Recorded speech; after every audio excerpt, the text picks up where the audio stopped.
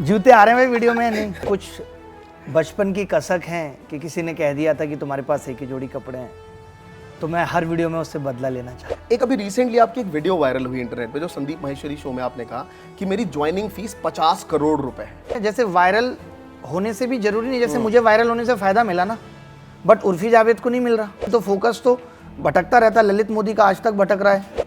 अरे हाय कंगना, अगर हमें लगता है ना कि आईएएस बन के जीवन में सब कुछ मिल जाता है, तो एक आईएएस कभी सुसाइड नहीं करता।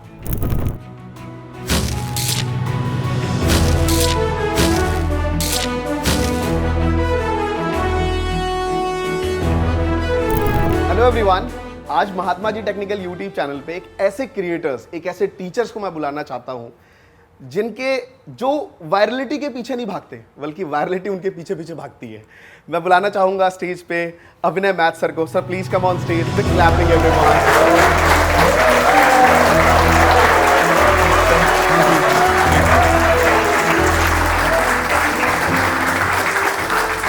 सर, जब भी आप किसी भी यूट्यूब चैनल पे आते हैं तो ऑडियंस ऐसे करके देखना पसंद करती है, और इसी में से बहुत सारे क्वेश्चंस मैंने निकाले। आज ये स्टडी से रिलेटेड नहीं है, मुझे पता है इसमें आपके क्या आंसर्स आएंगे, और जितने भी लोग अभी यूट्यूब चैनल पे आ चुके हैं वो पूरी वीडियो को एंड तक देखेंगे आज इस वीडियो को। सर मेरा आपसे पहला क्वेश्चन ये है कि मैंने आपकी एक वीडियो देखी थी जिसमें आपने कहा कि मैं कोई भी टी शर्ट्स या जो भी आपके क्लोथ्स हैं वो रिपीट नहीं करते अपने यूट्यूब चैनल पे, और आपने कहा मैं चैलेंज देता हूँ, आपकी एक वीडियो भी है। मैं ये जानना चाहता हूँ, कभी सर सोचा था आपने कि इंडिया टॉप क्रिएटर्स चैनल पे शो में आप आएंगे और आपको एक जाके गुच्ची की टी शर्ट्स और ये शूज लेने पड़ेंगे? कभी सोचा था आपने? नहीं पड़ेंगे तो मुझे आपसे मिले। जूते आ रहे हैं भाई वीडियो में। नहीं आ रहे हैं ना, बस सर प्लीज ऐसा मत करो, मेरा शो अगला बंद हो जाएगा। इतनी बजट नहीं है, इतनी बजट नहीं है। ये सर सौभाग्य आपका, आपने तारीफ की, बट कुछ बचपन की कसक है कि किसी ने कह दिया था कि तुम्हारे पास एक ही जोड़ी कपड़े हैं, तो मैं हर वीडियो में उससे बदला लेना चाहता मतलब छोड़ नहीं रहे आप उसे एक बार लेने के बाद? मतलब कुछ चीज़ें जो बचपन में सोची थी वो मुझे लगता है कि पूरी करनी चाहिए। बहुत छोटी जिंदगी है, हर सपना पूरा होना चाहिए। परफेक्ट। एज अ टीचर आपने बहुत काम किया है इंडस्ट्री में, ऑफलाइन भी काम किया है, ऑनलाइन भी आपने काम किया है। मैं आपको बहुत पहले से देख रहा हूँ, जान रहा हूँ। एक अभी रिसेंटली आपकी एक वीडियो वायरल हुई इंटरनेट पे, जो संदीप माहेश्वरी शो में आपने कहा कि मेरी ज्वाइनिंग फीस 50 करोड़ रुपए है। सर एक ऐसा नंबर था जो कहीं ना कहीं नॉर्मल जो एजुकेटर्स नहीं है वो तो बहुत ज़्यादा हिले, जो एजुकेटर्स थे, जो बडिंग क्रिएटर्स थे डिजिटल वर्ल्ड में, या फिर जो काम कर भी रहे थे, वो भी हिले कि 50 करोड़ रुपए सिर्फ ज्वाइनिंग फीस, उसके बाद अलग। ये इस पर डिटेल एक विशेष टिप्पणी चाहूंगा सर। नहीं, बिल्कुल। होता क्या है ना कि जैसे कोई कहीं भी काम कर रहा है, वो फ्री है, तो जब हम कहीं जुड़ते हैं हम कहते हैं कि हम एक्सक्लूसिवली आपके साथ काम करेंगे। अब हम किताब लिख रहे हैं तो आप पे उसका हक है। मान लेते हैं कि मैं किसी प्लेटफॉर्म से जुड़ा, एक बहुत बड़ा डॉक्टर है, मैं आपको छोटे से एग्जांपल से समझाता हूँ। वो एक हॉस्पिटल में बैठा है, क्योंकि उसको भी ये जानना जरूरी है, अगर कोई डॉक्टर देख रहा है तो उसको भी अपनी वैल्यू पता होनी चाहिए। मैं उसके पास दिखाने गया, मुझे बड़ा अच्छा लगा वो डॉक्टर। अब क्या हुआ कि मुझे वो डॉक्टर पसंद आया, तो मैं जब मेरी वाइफ अगली बार बीमार हुई तो मैं उस हॉस्पिटल में चला गया। वाइफ के बच्चे हो गए, वो उस हॉस्पिटल में जा रहे हैं, सिर्फ एक उस डॉक्टर की क्रेडिबिलिटी की वजह से कि उसने मुझे बहुत अच्छे से ट्रीट किया था। तो जब हम किसी प्लेटफॉर्म पे जुड़ते हैं तो हम अपनी क्रेडिबिलिटी उसे दे देते हैं। आज जितने ऑनलाइन प्लेटफॉर्म हैं जिनके साथ मैं जुड़ा हूँ, आप जिनका बहुत नाम है, उन सबके यहाँ ऑलमोस्ट पहला बैच मैंने ही पढ़ाया है। तो उस चीज़ से क्या होती है कि जब मैं किसी के साथ जुड़ा और मेरे 1 मिलियन सब्सक्राइबर, और मैं कह रहा हूँ कि मैं यहाँ हूँ, तो मैं तो सिर्फ गणित पढ़ा रहा हूँ ना, बट आप तो मेरे नाम पे जीएस भी पढ़ा रहे हो टीचर्स से। बच्चे वहाँ जीएस भी पढ़ रहे हैं और सब्जेक्ट्स भी पढ़ रहे हैं, आप तो टेस्ट सीरीज भी दे रहे हो, कुछ भी कर रहे हो। तो ये बेसिकली ये क्रेडिबिलिटी फीस है। अब आपने कह दिया कि हम 6 साल तक आपके साथ रहेंगे, तो ये 6 साल का अब गारंटी क्या है? आप जानते हो इस इंडस्ट्री में लोग कह देंगे लेकिन देंगे नहीं। तो मेरा है कि भैया 6 साल का आप पहले दे दो। और लोगों को ये लगता है कि सिर्फ ज्वाइनिंग फीस है। मैं उनको ये बता दूं कि जब मैं कहीं छोड़ता हूं, और मैंने छोड़ा है, उसकी भी एक मोटी फीस है जिसे मैं पे कर रहा हूँ। तो जब आप लेते हैं तो देना भी पड़ता है। तो मेरे हिसाब से पता नहीं, लोगों को ऐसा लगा था कि ये बहुत ज़्यादा है, बट ऐसा मुझे लगा नहीं कि है। हाँ, बट लाइक जनरली लोगों को लगता है कि अभिनय मैथ सर थोड़ा सा हंसी मजाक कर देते, तो क्या पता मजाक कराओ। बट ये थोड़ा नहीं, मैं हंसी मजाक तो पूरा करता हूँ। मुझे लगता है जिंदगी में इसके अलावा कुछ है नहीं। जब बिना सीरियस हुए सब कुछ पाया जा सकता है तो फिर सीरियसनेस की क्या जरूरत है? लोग ऐसे हाथ हिला रहे हैं, या इट्स ओके, या मैं ऐसे करूँगा, कोई ऐसे कर रहे हैं, ये सब मैंने नहीं करा। मेरे को जो दिल में करता है वही करता। Very nice sir. सो मैं एक चीज़ समझ पाया आपके पूरे चैनल को देख के कि कहीं ना कहीं आपको बिजनेस की समझ है। कहीं ना कहीं आपको पता है कि यार मैं मास्टर तो हूँ, लेकिन इसको किस तरीके से चैनलाइज किया जाए जिससे मैं टेक्नोलॉजी के सहारे आगे बढ़ पाऊँ। तो मैं आजकल आपको पता है AI बहुत चल रहा है और अभिनय मैथ्स AM बहुत चल रहा है। तो सर आपके चैनल का जो स्क्रिप्ट है, अभी आप बहुत सारा पॉडकास्ट और बहुत सारी चीज़ें शूट करते हैं, तो ये AM का कमाल है, AI का कमाल है? नहीं, मैं कमाल की बात बताता हूँ आपको। अभी जैसे मेरे साथ भी मेरी टीम में लोग काम करते हैं, तो अभी मेरी टीम में एक लड़की ने अभी रिसेंटली ज्वाइन करा। जी जी। तो मैंने इसको बोला कि आज मेरी इस टॉपिक की क्लास है, तो मैंने इसको बोला नहीं, इसने अपने आप से ही कहा कि सर ये स्टार्टिंग के कुछ स्क्रिप्टेड पॉइंट हैं, ये आप देख सकते हो। मैंने बोला यार बड़ी टैलेंटेड लड़की है। मेरे को पहली बार तो नहीं पूछा, नया नया ज्वाइनिंग था, मैंने 2-3 दिन बाद पूछा कि आपको पता है SSC क्या है, तो उसको SSC की फुल फॉर्म भी नहीं पता। Okay. फिर मुझे उसी दौरान पता चला ये ChatGPT और AI के बारे में। तो मैंने उससे पूछा कि आपने स्क्रिप्ट वहाँ से लिखी, तो बोली हाँ वहाँ से हेल्प ली थी। तब मैं समझ गया एक्चुअली वो जो स्क्रिप्ट है ना वो बहुत जेनरिक है। मेरे जैसा बंदा उस स्क्रिप्ट पे नहीं चल सकता। मेरी तो अपनी ऑन द स्पॉट मुझे खुद नहीं पता होता है कि आज क्लास के दौरान मोदी जी से बात होगी या अमित शाह से, तो स्क्रिप्ट पहले नहीं बन सकती। मैं किसी भी शो में जाता हूँ या कुछ भी करता हूँ, मैं स्क्रिप्टेड पहले नहीं बनाता। भगवान ने मेरे को एक अपना AI दिया है जिसके हिसाब से मेरे पास हर सवाल का जवाब होता है। बच्चे कुछ पूछ लेंगे बीच में, किसी ने कोई कमेंट कर दिया, इनकेस कोई कमेंट ऐसा कर दे जो मेरे बारे में ही खराब है, तो मैं उसको ठीक करके पढ़ता हूँ। क्योंकि कमेंट कम लोग देख रहे हैं, जो मैं बोल रहा हूँ वो ज्यादा लोग सुन रहे हैं। राइट। जैसे मैं आजकल बहुत सारे टीचर्स को भी ये कहना चाहूंगा कि कई बार कोई बच्चा कमेंट कर देता है, टीचर उसको सीरियस ले लेता है, अरे आप तो बहुत बेकार हो ये वो। मेरे को कोई बच्चा लिख दे कि आप बड़े बेकार हो, किसी बात से मैं बहुत दिन से क्लास में ले रहा, तो मैं उसको ऐसे पढ़ूंगा। एक बच्चा लिख रहा है कि सर मेरे पापा बहुत बेकार हैं। बेटे ऐसे नहीं कहते पापा के लिए, जब आप बेकार थे तो उन्होंने नहीं कहा। तो लोगों को मजा आता है, पता किसी को नहीं किसी ने लिखा क्या है सच में। Perfect sir, perfect. सो मैं एक चीज समझ पाया कि जनरली जब आप यूट्यूब पे देखेंगे तो टीचर गुस्सा आता है, इसको ढूंढो, निकालो बैच से, इसका फीस फॉरफिट कर लो, इसको ब्लॉक करो, तो वो आप नहीं करते। जरूरत ही नहीं है, कमेंट अपने हिसाब से पढ़ो। ओके। तो उस बच्चे के लिए प्रति आपके अंदर गुस्सा तो है, लेकिन आप उसको मॉडरेट करते हैं। मैंने उसको ये दिखा दिया कि आप जैसे मुझसे बात कर रहे हो, क्या आप अपने पिताजी से भी वैसे बात करते हो? क्या वो इस तरीके को एक्सेप्ट करेंगे? Perfect sir, perfect. मतलब बहुत ज्यादा डिटेल में नहीं, शॉर्ट डायरेक्ट आंसर दिया। तुझे सही लगे तो ठीक है, ना लगे तो भी नहीं। जब आपको पता होता है कि आप अपना काम ईमानदारी से कर रहे हो और अच्छा कर रहे हो, जहां मुझे लगता है कि मेरी गलती है, जैसे पिछले 1-1.5 महीने में मैंने बहुत वीडियो पढ़ाई के नहीं डाले। जैसे आपका तो काम है पॉडकास्ट करना, मैंने भी 1-2 कर लिया। मेरी भी टीम ने बोला, कई बार क्या होता है कि टीम ज्यादा हावी रहती है, हर एक उसमें ही है ऑफिस में। पता नहीं जब हम लोग ऑफलाइन में थे तब तो नहीं होता, क्योंकि मैडम अपने ऑफलाइन में हावी हैं, जो ये चाहेंगी वही होगा। बट हमारे यहाँ ऐसा नहीं होता जनरली। जैसे क्या है कि कल मेरी रात को 9 बजे क्लास है और कल मैं पूरा एग्जॉस्ट हो चुका था। मैं बार बार मैसेज भी डाल रहा हूँ ग्रुप में टीम को कि यार आज क्लास लेने का मन नहीं है, कोई रिएक्ट नहीं कर रहा, ऊपर से लोग कह रहे हैं लेनी पड़ेगी। तो मैं कुछ ऐसी चीजें जहां मुझे लगता है कि मेरा दिमाग शायद ना काम कर रहा हो, वहां मैं टीम के ही सजेशन लेता हूँ। जब मुझे लगता है इससे कुछ नुकसान हो रहा है, जैसे मुझे लगा कि बच्चे अब चाहते हैं कि पेपर नजदीक है मैं पढ़ाऊं, तो मैं वापस भी आ जाता हूँ एनालिसिस करके। फिर मुझे लगता है चलिए 0 से शुरुआत करते हैं, बच्चों की नाराजगी उसको ठीक करते हैं। Okay, perfect sir. सो मैं एक चीज जानना चाहता हूँ, आप पहले ऑफलाइन पढ़ाते थे? आपने पहली वीडियो 2008 से ही पढ़ा रहा हूँ ऑलमोस्ट मैं ऑफलाइन, तो मुखर्जी नगर में 2012 से पढ़ा रहा हूँ। परफेक्ट। सो ऑफलाइन पढ़ा रहे थे, जब आपने यूट्यूब पे पहली वीडियो डाली वो वायरल हो गई। पहली वीडियो 2017 में। राइट। तो मैं ये जानना चाहता हूँ, जितने भी बडिंग क्रिएटर्स हैं, जो एजुकेटर्स इंटरनेट पे आना चाहते हैं, उनको पहले ऑफलाइन में मेहनत करनी चाहिए या फिर आपकी वो पहली वीडियो सही से देखनी चाहिए कि वायरल कैसे करते हैं? नहीं, ऐसा कुछ नहीं। देखिए वायरल होने का मतलब तो ये है, जैसे वायरल होने से भी जरूरी नहीं, जैसे मुझे वायरल होने से फायदा मिला ना, बट उर्फी जावेद को नहीं मिल रहा, तो खाली वायरल होना भी उद्देश्य नहीं है। वायरल आप किस चीज के लिए हो रहे हो? मैं वायरल हुआ कि मैंने गणित की कुछ ऐसी अच्छी टेक्निक्स पढ़ा रहा हूं जिससे बच्चों के अंदर ये इंटरेस्ट आ गया, यार इस आदमी की तो किताब ले लेते हैं, यार इस आदमी से पढ़ने चलते हैं, चलो मुखर्जी नगर, तभी ना मुझे फायदा हुआ। करेक्ट। तो वायरल आप किस चीज के लिए हो? तब होते हो जब आप कुछ अलग हटके करते हो। अब अलग हटके वो 2 डायरेक्शन में, कि आप पॉजिटिव कर रहे हो या नेगेटिव कर रहे हो। पॉजिटिव करोगे तो आपको बेनिफिट मिलेगा, और नेगेटिव करोगे तो किसी दिन दीपक कलाल की तरह गुड़गांव पे ले जाओगे। तो वही चीज है कि आप किस लिए वायरल होना चाहते हो। वायरल होने के लिए भी जब आपको बहुत शॉर्ट है कि यार मुझे तो तुरंत ही वायरल होना है, अब वायरल होने के फिर भी मैं कुछ सजेशन दूंगा कि ठीक है वो बहुत अच्छा लगता है कि तो आप अलग अलग थोड़ी बहुत एक्टिंग डाल दो क्लास में। अब मैं भी यूट्यूब पे पढ़ा रहा हूँ, मुझे पता है कि उतना आसान नहीं है कि बच्चों को कनेक्ट रख पाना, बहुत एनर्जी लगती है। एक पेड क्लास पढ़ा रहा है टीचर या एक ऑफलाइन क्लासेस पढ़ा रहा है, उससे कई हजार गुना एनर्जी लगती है। आप मोबाइल नहीं देख सकते, आप कैमरे के फ्रेम से इधर उधर नहीं हो सकते, सब कुछ देखना पड़ता है अगर आप चाहते हो कि बच्चा आपके साथ बना रहे, क्योंकि पढ़ाई में इंटरेस्ट भी पैदा करना पड़ता है पढ़ाने के साथ साथ। Not only content. मेरा सर नेक्स्ट क्वेश्चन वही था जिसका आपने कुछ तो आंसर दिया, बट मैं क्वेश्चन क्लियर करना चाहता हूँ। आप पढ़ाने में 10 on 10 है, वो आपने प्रूव भी किया है। बच्चे इतने सारे आपके फैंस हैं, स्टूडेंट्स हैं, हर जगह आपको मिलते हैं।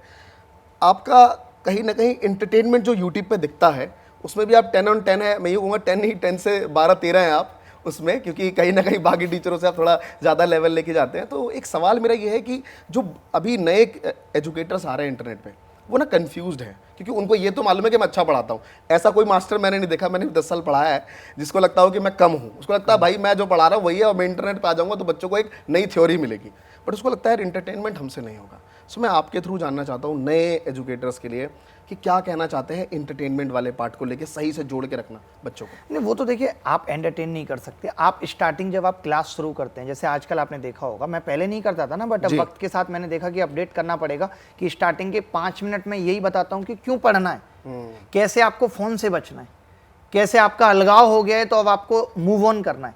ये 2-3 टॉपिक आपने छोटे से ले लिए, जहाँ स्टार्टिंग के 2-3 मिनट में आपने बच्चों को ये बता दिया, ये ज्ञान दे दिया, तो उससे क्या है कि बच्चों का एक रिदम बन जाता है। जरूरी नहीं एंटरटेनमेंट का मतलब कि आपको जोक्स ही मारने हैं। आजकल आप जोक्स ही मार लो, क्या सारे कॉमेडियन थोड़ी चल रहे हैं। आपको रियलिस्टिक बातें करनी है, बच्चों के जीवन में जो घटता है उससे रिलेटेड बातें बतानी है। क्योंकि देखिए लोगों को क्या लगने लगता है ना, यूट्यूब पे पढ़ा रहे हैं, फ्री में पढ़ा रहा हूँ। भाई देखो, आज की डेट में कोई फ्री का खाना भी तब लेता है जब खराब ना हो और टेस्टी हो। आप बिना नमक का खाना किसी को फ्री में नहीं दे सकते। तो फ्री में भी आप क्या दे रहे हो ये भी मायने है, क्योंकि सामने वाला अपना टाइम भी कंज्यूम कर रहा है, उसका वक्त तो जा ही रहा है। तो ये भी देखना पड़ेगा, लोगों को ये मेंटेलिटी हटानी पड़ेगी कि हम यूट्यूब पे पढ़ा रहे हैं तो फ्री में पढ़ा रहे हैं। लोग एहसान झाड़ते हैं, टीचर्स को भी मैंने देखा है, आते ही नाम तो सुना ही होगा। हम आज 1100 वीडियो बना चुके, हर वीडियो में आते ही कहते हैं नमस्कार मैं अभिनय, आपका अभिनय मैं इस पे स्वागत करता हूं, अभी आपने 5000 सब्सक्राइबर कमाए, नाम तो सुना ही होगा। तो आपको ये भी बदलना पड़ेगा कि हर बार झुक के ही बात करनी पड़ेगी। जहां बच्चा नाराज है तो उसकी नाराजगी के लिए माफी भी मांगनी पड़ेगी, क्योंकि हम जानते हैं कि टीचर्स के अंदर ना एक सुपरियरिटी कॉम्प्लेक्स होता है, वो हम सबके अंदर है। हमारे अंदर ईगो है, वो आ जाती है कि लाखों लोग जब आपको इतना सम्मान देते हैं, प्यार देते हैं, हम गए ऑफलाइन क्लासेस में 7000 बच्चे बैठे हुए हैं जी, तो वो हमारे अंदर आ जाती है। तो कई बार वो ऑनलाइन में क्या होता है, एक बच्चे ने कुछ बोल दिया, टीचर उसको दिल पे ले लेता है ठेस है। तो वो चीज़ें भी ऑनलाइन में इग्नोर करनी पड़ती हैं। आपको पॉजिटिव माहौल ही क्लास का बना के रखना पड़ेगा। परफेक्ट। हर चीज़ रखनी है, ऑन द स्पॉट डिसाइड करना पड़ता है। यार ये सवाल मुश्किल हो गया यार, अब मुझे लगता है कि अब बच्चे यहाँ से छोड़ देंगे, तभी उनको ये बता देना है तुरंत। मुश्किल सवाल भी आते हैं भाई, कुछ ऐसे सवाल भी करने पड़ेंगे, फिर उसको उस लाइन से जोड़ के सब बच्चों को कैटर करना पड़ता है। मतलब ऑनलाइन में बहुत मेहनत लगती है। एक यूट्यूब क्लास के लिए 2-3 घंटे तो मूड बनाने में लगते हैं। मेरी 9 बजे आजकल यूट्यूब हो रही है, आप पूछे मैं दिन में 10 बजे जाके स्टूडियो में ही बैठ जाता हूँ, वहीं कंटेंट बना रहा हूँ कि थोड़ा माहौल बने। अंडरस्टूड। सो बहुत बढ़िया सर, आपने बहुत सारी क्वेश्चंस को बहुत अपने बोल्ड अंदाज में आंसर दिया है। हमने कुछ वीडियोस आपकी फाइंड आउट करी है, तो पहली वीडियो चलाई जाए।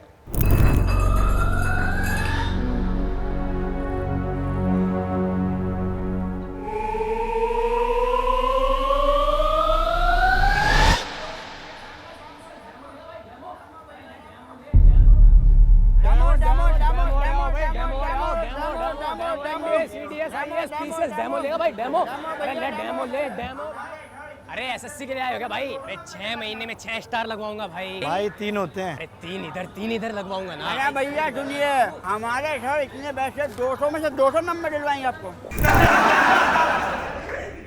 ओके सर, ये जो मसाला जो था ये काफ़ी पॉपुलर रहा आपके चैनल पे और बहुत ज़्यादा वीडियो, क्या इसके पीछे इंटेंशन क्या थी, क्या दिखाना था सर हमें? मैं उस टाइम ना ऑनलाइन एजुकेशन बहुत ज़्यादा आ रही थी और बच्चों को, लेकिन फिर भी ये लगता था कि नहीं, मुखर्जी नगर एक बहुत अच्छी जगह है, जब तक हम वहाँ नहीं जाएंगे तो सिलेक्शन नहीं होगा।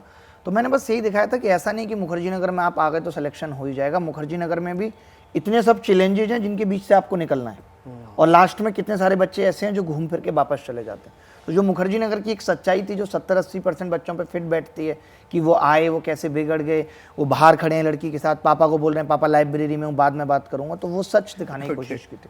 ओके, मतलब जो मुखर्जी नगर की स्टोरी थी वो आपने प्ले करी है, और लोगों ने बहुत प्यार भी दिया है इस वीडियोस पे। हाँ, मतलब लोगों ने, जो लोग वहाँ गए थे उन्होंने देखा कि ये सब हमारे साथ भी हुआ है, कि कैसे हमें पीजी वाला खींच के ले गया और कैसे पंपलेट पोस्टर के बहाने हम किसी कोचिंग में बैठ गए। Okay perfect, next video please. Okay sir, ये अभी आपने काफ़ी टाइम पहले वैसे ये वीडियोस बनाई थी, ये सारी चीज़ें जो मैंने भी देखा, फिर आपने बहुत छोड़ी। क्या ये आपका एक शौक है, क्या है सर ये? नहीं, मैं खाना बहुत अच्छा बनाता हूँ, मतलब बहुत अच्छा बोले तो बहुत अच्छा। फिर यूट्यूब चैनल पे कैसे आ गया ये? मुझे ये लगा उस टाइम कि मुखर्जी नगर में इतने सारे बच्चे रहते जिनको ऐसी छोटी छोटी चीज़ें भी बनानी नहीं आती, वो बाहर छोले भटूरे खा रहे हैं, क्योंकि मैंने भी वही चीज़ की। मैं भी नहीं बनाता था, मैंने भी लगा पेट भरना है छोले भटूरे खा लो। मुझे खुद सन 2016 में पता चला कि ये देखना पड़ता है कितने विटामिन हैं इसमें, कितना मैग्नीशियम है, क्या है। जैसे आज तो मैं क्या क्या देखता हूँ कि यार ऑर्गेनिक है नहीं है, सब कुछ सारी चीज़ें मैं ऑर्गेनिक ही खाता हूँ। तो उस वक्त मुझे ये लगा कि बच्चों को हम ऐसी कुछ छोटी छोटी चीज़ें सिखा दें। जैसे उनको केचप बहुत नुकसान करती है, तो एक चटनी बनाना सिखा दी। जब उनको लगता है कि वो ब्रेड आलू गोला बना लेंगे, चटनी से खा लिया, जिसमें वक्त भी कम लग रहा है, क्योंकि थोड़ी थोड़ी मेहनत करनी चाहिए। आपको 5-10 मिनट का ब्रेक है तो आप खुद से बना सकते हैं चीज़ें। अभी मैं वापस भी इस पर कंटिन्यू करने वाला हूँ, क्योंकि मुझे ऐसा लगता है मैं जो खाना बनाता हूँ, जो मैं स्पेशल चीज़ें बनाता हूँ, वो मैं बहुत अलग बनाता हूँ। उसमें भी मेरी एक यूनिकनेस है कि मेरे बहुत छोटे छोटे बच्चे हैं, अगर उनको भी मैं कुछ बना देता हूँ तो उनको भी आदत लग जाती है। बोल नहीं पाते लेकिन किचन तक लेके जाते हैं, वही चाहिए। Perfect sir, perfect. मतलब मैं ये देख पा रहा हूँ आपकी जर्नी से कि कहीं ना कहीं आप सिर्फ पढ़ाना, आपको लगता है कि सिर्फ पढ़ने से बच्चा टॉप नहीं करता है, फिर पास नहीं होता है। आदत है, अच्छा करना एक आदत है। राइट, बिल्कुल। Complete कि solution बचपन में भी जब कोई काम नहीं करता था, किचन में मम्मी बीमार हैं, बर्तन धोने हैं, चाय बनानी है, तो मैं सबसे आगे रहता था वहाँ पे। तो काम करना एक आदत है, अच्छा करना एक आदत है, और वही आदमी जीत पाता है। Perfect sir. Next please. अच्छा, तो सर एक ये शायरी है आपकी, है ना? तो आप शेर व शायरी भी करते हैं सर? हाँ, मतलब बहुत किए हैं, अब तो छोड़ दिया, वो नहीं, वक्त छोड़- गुजर गया। अच्छा, नहीं मतलब कैसे गुजरा वो वक्त, जरा वो फलसफा जरूर बताइए जरा एक बार जी।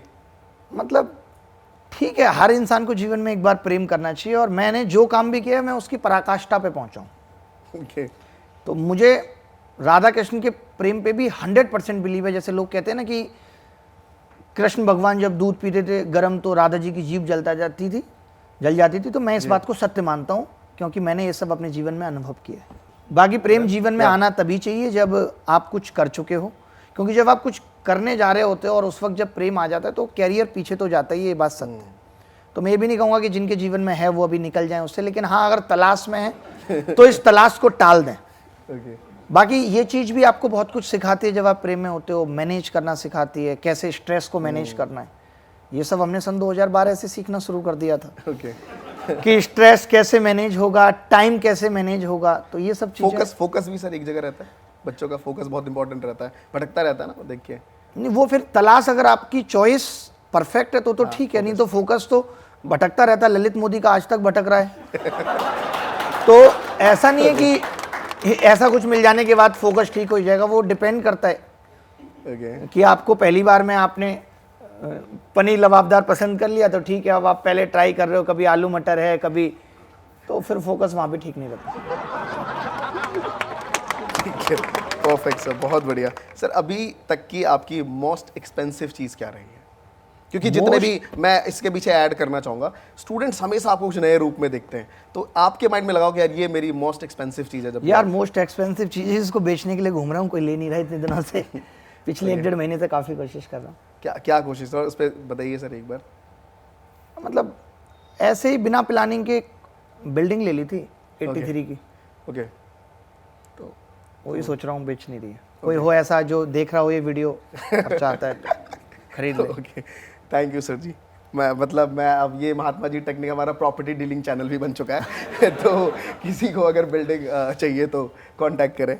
बहुत बढ़िया सर। बाकी कोशिश अभी भी यही होती है कि अगर मेरे पास, मतलब ऐसा ना हो कि वर्ल्ड का कोई भी एक्सपेंसिव जूता है तो वो मेरे पास होना चाहिए, कोई भी कितना भी बड़ा है। ऐसा नहीं कि हीरा लगा हुआ, नॉर्मल किसी भी ब्रांड का जो भी आता है तो वो मेरे पास होना चाहिए। और ऑलमोस्ट मुझे नहीं लगता है शायद कि ऐसा कोई भी इंटरनेशनल ब्रांड है जिसके जूते मेरे पास नहीं। ऑलमोस्ट मैं आज तक जितनी बार भी, एक बार मालदीव को छोड़ के जितनी बार विदेश गया हूँ, तो सिर्फ और सिर्फ पर्पज वाज ओनली शॉपिंग। 6 या 7 बार दुबई जा चुका हूँ, लेकिन अभी तक बुर्ज खलीफा नहीं देखा, क्योंकि मेरे को दुबई मॉल से ही फुर्सत नहीं। ओके, तो मेरा ये रहता है कि शॉपिंग का करने का, ये सब चीज़ें खरीदने, सबका बहुत बहुत मुझे शौक है। नए नए हेडफोन्स हों, नई नई चीज़ें हों, बहुत अच्छा लगता है। Perfect sir. आई होप काफ़ी जो क्रिएटर्स होंगे वो बहुत एक्साइटेड होंगे कि ये सब डिजिटल से आया है। मैं जानना चाहूँगा कि आपकी लाइफ जो टर्न ऑन हुई, मतलब ऑब्वियसली ये सब चीज़ जब आप बोलते हैं तो एक कॉन्फिडेंस है, क्योंकि आपने वो अचीव करा है। अचीव तभी होता है, उसके पीछे एक पैसा भी ज़रूरी है। ये सब खरीदने में फ्री में चीज़ें नहीं आ जाती। तो ये जो पैसा है, ये कैसे बना जाए? अगर जो क्रिएटर्स देख रहे हैं उसको क्या गाइड करेंगे आप इसके लिए? नहीं, देखिए, एजुकेशन में तो जो मैंने पैसा बनाया वो सॉफ्टवेयर का है मेरे पास। ठीक है, ऐसा नहीं कि मैंने किसी बच्चे से कोई बहुत पैसा लिया। बच्चों के लिए मैं हमेशा एक सॉफ्ट हार्ट रहा है, आज भी मेरी खुद की अभिनय मैथ्स ऐप है, तो वहाँ भी 15 लोग सिर्फ इसीलिए बैठे हैं कि कोई भी बच्चा हमारे पास से वापस ना जाए, किसी के पास फीस नहीं है, कम है। तो वैसे ही जैसे वो कहते हैं ना कि सक्सेस में इस चीज़ का भी बहुत बड़ा हाथ है कि सही वक्त पे सही डिसीजन लेना, सही कीमत पे खुद को बेचना एक तरीके से, या किसी भी चीज़ को बेचना सही वक्त पे। राइट। एग्जाम्पल स्टॉक का ही ले लीजिए कि भाई सही वक्त पे बेचोगे तो प्रॉफिट में रहोगे। तो मैंने सही वक्त पे सही सही डिसीजन लिए हैं। कुछ किस्मत भी कहेंगे, और किस्मत ऐसे बन जाती है जब आप अच्छा कर्म करते हैं, अच्छे लोगों का। मान ली मेरी ऑफलाइन क्लासेस थी, मैंने बहुत बच्चों को फ्री पढ़ा दिया, तो उनकी दुआ लग गई। मेरी कुछ प्रॉपर्टी हैं जो 7300% ग्रो कर गई। जो मैंने कोई एक प्रॉपर्टी अगर 60 लाख की भी ली तो पता चला कि वो 12 करोड़ की हो गई, 13 करोड़ की हो गई, एयरपोर्ट आने की वजह से। तो कुछ कुछ किस्मत भी है, और कुछ कुछ बच्चों का, लोगों का, सबका प्यार भी है। आप अच्छा करते हो तो आपके साथ हमेशा अच्छा होता चला जाता है। Perfect sir. इतना टाइम यूट्यूब पे इतनी सारी आपने बताई कि वीडियोस आपने अपलोड करी, कोई एक ऐसी वीडियो जो आप आज भी रिग्रेट होता हो कि यार उसको अपलोड कर दी, इस पर बहुत व्यूज़ आ गए, वो अपलोड नहीं करनी चाहिए थी? आपने कितना कमाल का सवाल पूछा है, लेकिन ये भी बहुत दुख की बात है। जैसे क्या हुआ था कि पुलवामा अटैक हुआ था। अब हम टीचर होते हैं, पूरी सुबह शाम तक क्लास में पढ़ाते हैं, तो अब हमें नहीं पता चलती, बहुत सारी बातें नहीं पता चलती। तो मैंने एक वीडियो बनाया शाम में नॉर्मली कि मेरा हमेशा से मैं बोलता हूँ जो वो ये वर्ड होती है कि सुहानी शाम है, बहुत अच्छा लग रहा है। तो वो एक वीडियो थी जहाँ पे मैं काफ़ी दिनों के लिए बहुत टेंशन में चला गया था। लोगों ने बहुत बुरी तरीके से मतलब परेशान किया था, टॉर्चर कर दिया था कि इधर तो पुलवामा अटैक हुआ और आपने ये बात बोल दी। और तब यूट्यूब ट्रिम करने में भी बहुत वक्त लेता था। तो वो एक वीडियो ज़रूर थी। बाकी ऐसी कोई वीडियो मुझे लगी नहीं कि ख़राब की, क्योंकि मैं मस्ती में ही बनाता हूँ। मेरा मतलब ये है कि मैं वीडियो बनाता तभी हूँ जब मेरा बहुत मन करता है। ओके। मज़ा आ रहा है तो ठीक है, वीडियो बनानी है। अब आपका सड़ा हुआ सा मुँह है, आप लेके आ गए, ठीक है, नमस्कार। मैं देखता हूँ टीचर्स को भी या क्रिएटर्स को भी, आप कैमरे की तरफ देख ही नहीं रहे। आपको बस अपने लिखने से और पढ़ाने से मतलब है। यार यूट्यूब पे इतना कंटेंट है, कोई आपको क्यों देखे? कोई भी वीडियो डालने से पहले आप ये सोचो कि लोग आपको क्यों देखें, उनको इससे क्या मिल रहा है। जब तक आप ये नहीं सोचोगे, अगर आपने थंबनेल पे कुछ ऐसी बातें लिख दी, क्लिकबेट आ गया, वो एक बार आ सकता है, बट बार बार अगर आपको लोगों को बुलाना है तो कुछ उनको देना पड़ेगा। वो रिश्ता यही है कि लोग कुछ ना कुछ सीखने, कुछ ना कुछ लेने आपसे आ रहे हैं। लोग आज सौरभ जोशी को कहते हैं कि वो ब्लॉगिंग कर रहा है, क्या कर रहा है, मैगी दिखा रहा है, लोग उसको देख रहे हैं। Blogging is the second phase of your life. पहले उसने पेंटिंग की करके लोगों का दिल जीता है। करेक्ट। आज सलमान खान कुछ भी दिखाएगा, लोगों को अच्छा लगेगा क्योंकि वो सलमान खान बन चुका है।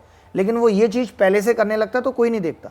Right. तो मैं ब्लॉगिंग वालों को भी कहूँगा कि ये सेकंड फेज है, पहले कुछ लाइफ में अचीव करिए, या फिर आप ब्लॉगिंग ऐसी कर रहे हैं जहाँ पे कुछ आप ऐसी इन्फॉर्मेशन दे रहे हैं, ऐसी जानकारी दे रहे हैं जिससे लोगों को फायदा हो रहा है। Perfect sir, perfect.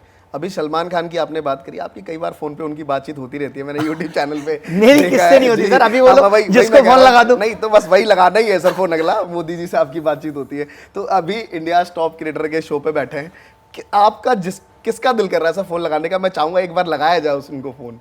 कंगना को लगा लें, बताओ। अरे सर लगा लेते हैं, बहुत दिन हो गए एक्चुअली, बहुत दिनों से वो दिख भी नहीं रही थी, आपकी वजह से आ भी जाएंगी तो। अरे यार जी जी, सही में लगाना है। अरे बस सही में लगाना है, मजाक क्या करना है, पूरा हम लोग तैयार हो गए। देना भाई जरा फोन, कंगना को लगाओ यार। ओके, थोड़ा ऐसे मैं नंबर बताता हूँ। नहीं थोड़ा ही सर सही दबा रहे हैं आप, तो कॉल लग गया, घंटी बज रही है सर। ले आपने कंगना का नाम लिया। हमारा क्या है कि दिल के कनेक्शन जुड़े हुए हैं हर किसी से, जिसका नाम लेते हैं उसका कॉल आ जाता है। बहुत बढ़िया। हेलो, अरे हाय कंगना, कैसी हो? नहीं यार, मुझे चिंता ये हो रही है कि यार ओवर एज हुई जा रही हो, क्या क्या प्लान क्या है भाई? परिणीति चोपड़ा को देख लो, राघव चड्ढा ले गया। देखिए जितना ज़्यादा लेट करेंगी बैटरी डाउन होती जाएगी। नहीं, मैं आपको सच बता रहा हूँ, फिर लाख आप नया इन्वर्टर ले लीजिए, लुमिनस का ले लीजिए, वोल्टेज नहीं आएंगे। तो मेरी आपको बस इतनी सी सलाह है कि जल्दी कर लेते हैं। हमारे पास भी बहुत सारे सेलेक्टेड स्टूडेंट हैं जो छोटी छोटी पोस्ट पे हैं। जैसी छोटी छोटी बातें आप करती रहती हैं, आपका बहुत अच्छा मेल खाएगा। ऋतिक का वेट कर रही हैं वापस, तो बहुत बहुत बहुत मुश्किल है। फिर आप सलमान को चूज कर लीजिए, क्योंकि उन्होंने कहा भी है कि वो एक डिफरेंट लड़की चाहते हैं, क्योंकि नॉर्मल लड़कियां उनके पास नहीं रुक रही हैं। हाँ बिल्कुल, आप एबनॉर्मल भी हैं, आप उनके पास जा सकती हैं। मैं एकदम आपको सेटिंग कराता हूँ, मिलवाता हूँ। या तो आप दोनों हमारे फार्म हाउस पे आ जाइए, पहले थोड़ा आप आ जाइए, बाद में वो, या हम उनके फार्म हाउस पे आपको लेके चलते हैं। हाँ, बाल भी सीधे करा देंगे, 6,000 में हो जाते हैं, आप उसकी टेंशन मत लीजिए, वो बहुत सस्ता खर्चा है, ठीक है। काफ़ी परफेक्ट सर, बहुत बढ़िया। मतलब मुझे लगता है कि जितने भी लाइक व्यूअर्स यहाँ तक बने हुए हैं वो उनके ये चिक्स जो है वो यहाँ पे पहुँच गए होंगे। और thank you so much sir कि इतना अच्छा किया। बट आज यहाँ पे जो ऑडियंस बैठी है उसमें से आपका एक स्टूडेंट भी है, और वो स्टूडेंट बहुत आगे जाके हो गया। प्लीज़ उनको माइक दिया जाए। कौन है? अच्छा, मैं ये कह रहा हूँ, ये लड़का तो उत्तम नगर, भाई मैं कह रहा हूँ ये लड़का देखा देखा सा लग रहा है मुझे। ओहो, बताइए सर, आप स्टूडेंट को भी पहचान रहे हैं आज तक? आपकी पर्सनैलिटी एकदम रॉक स्टार जैसी है। उस समय भी ऐसी ही थी।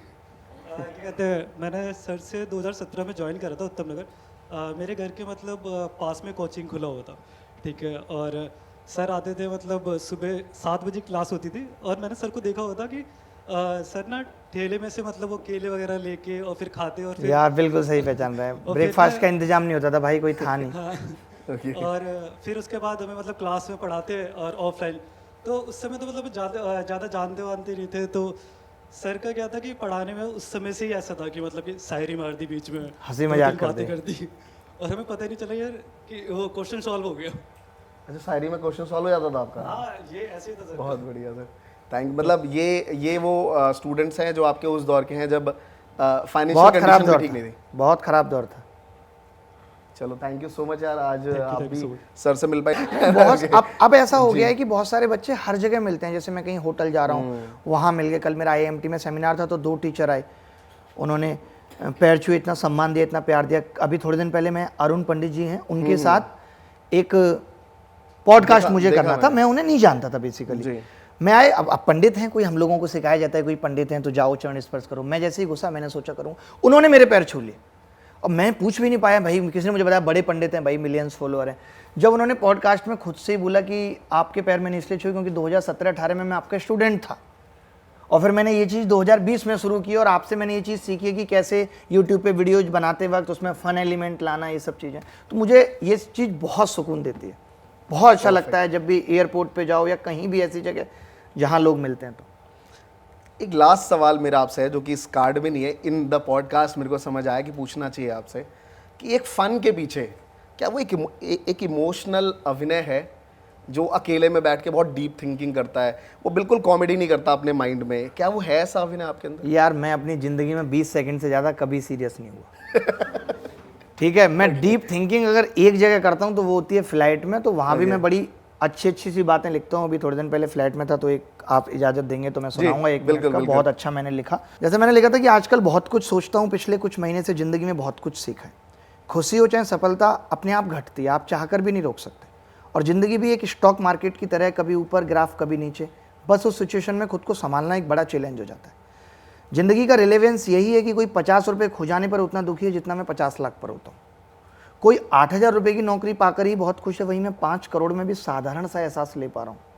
और ठीक से समझाऊँ तो जैसे अरबाज मलाइका से अलग होकर खुश है, वहीं अर्जुन उससे पाकर उससे ज़्यादा खुश है। समझ रहे हैं? तो मतलब एक ही चीज़ है। ऐसा क्यों है? एक वक्त में जहाँ नोकिया के मोबाइल की अगर तुम मिल जाओ कि रिंगटोन सुनकर इतना खुश हो लेते थे, आज लाखों के स्पीकर में गाने के बोल भी वो एहसास नहीं दे पा रहे। पापा के पड़ोसी की बाइक मांगकर नानी के घर घूमकर आने की खुशी का ठिकाना नहीं होता था, वहीं आज खुद की मर्सिडीज में कहीं घूमने की आ जाती है, फिर भी वो मजा तो नहीं है। पापा के पुराने कपड़ों में अगर हमें निक्कर शर्ट भी मिल जाती थी तो खुशी से पागल हो जाते थे, और आज ये खुशी बर्बरी LV गुची में भी नहीं है, पागलों जैसी। हम शायद बहुत कुछ जमा करने के चक्कर में भविष्य की चिंता से वर्तमान का आनंद भूल गए। आज वो एक बात अच्छे से समझ आती है। पिताजी कहते थे मन चंगा तो कठौती में गंगा। अगर मन ठीक है तो 4 दोस्तों के साथ मूंगफली खाने में वो मजा है जो मन खराब होने पर मालदीव और स्विट्जरलैंड में गर्लफ्रेंड के साथ नहीं है। तो मन को ठीक रखना बहुत जरूरी है, क्योंकि अगर हमें लगता है ना कि IAS बन के जीवन में सब कुछ मिल जाता है, तो एक IAS कभी सुसाइड नहीं करता। और अगर एक बिजनेसमैन बन के 1000 करोड़ कमा के सब कुछ मिल जाता है तो CCD वाला कभी सुसाइड नहीं करता। और अगर एक एक्टर बन के आप सब कुछ पा लेते हो तो सुशांत सिंह राजपूत कभी नहीं मरता। यानी ऐसा नहीं है कि कोई सफलता अंतिम है कि आपने कुछ पा लिया, अब बस आप हमेशा खुश रहोगे। आपको टाइम टू टाइम कुछ ना कुछ अलग और अचीव लाइफ में करते रहना पड़ेगा। अगर आप हमेशा खुश रहना चाहते हो तो दिमाग ठीक रखना बहुत जरूरी है। हम इतनी मेहनत करने लग जाते हैं, हमें लगता है जैसे मैं लाइफ में ऊपर बढ़ा तो मुझे लगता है और ऊपर बढ़ जाऊंगा, जबकि ग्राफ ऐसे होता है, जब आप बहुत ऊपर बढ़ने की कोशिश करते हो तो गिर जाते हो। तो जो आपका कोर है, लाइक मैं मैथ्स टीचर हूं तो I always want to be a teacher, मैं हमेशा टीचर बने रहना चाहता हूं। जो मेरे कुछ अच्छी चीज़ें लगती हैं, एक्टिंग करना, वो साइड बाय साइड थोड़ा बहुत मैं करते रहता हूँ। बस यही जीवन का मतलब है। योगा मेडिटेशन करके अपने दिमाग को ठीक रखना बहुत ज़रूरी है, क्योंकि आज हमारी लाइफ स्टाइल बहुत ख़राब हो गई है। 3-3 बजे तक जग रहे हैं, उल्टा सीधा खा रहे हैं, बेकार शरीर हो गया। मैंने इस चीज़ पे पिछले 4 साल में बहुत काम किया। Thank you so much sir. सबसे Thank पहले you. तो जो शायरी आपकी थी उसके लिए जोरदार तालियां, बहुत ज़बरदस्त, बहुत सारी गहरी बातें भी थी और फन भी था उसमें, बहुत मज़ा आया। और अभी मैं at एक the बात end- आपके बारे जी। में भी कहना चाहूँगा कि मैंने अभी आपको बहुत थोड़े दिन पहले ही जाना है, but you are ultimate. Thank you sir, thank you so मतलब मच। क्योंकि आज की डेट में मैं एक बात सीधे कहूँगा कि जो लोग दिल में हैं और जो लोग बाहर हैं या बहुत प्योर हर्ट लोग बहुत ही कम बचे, बट अपनी कोशिश है कि बनाएंगे। मैं ये चाहता हूँ कि संसार बहुत खूबसूरत हो, सब हंसते मुस्कुराते रहें, सबके पास अपने अपने ड्रीम पूरे करने की ताकत हो और सब अपने लक्ष्य तक पहुँचे। धन्यवाद। Thank you. Thank you so much sir, thank you so much.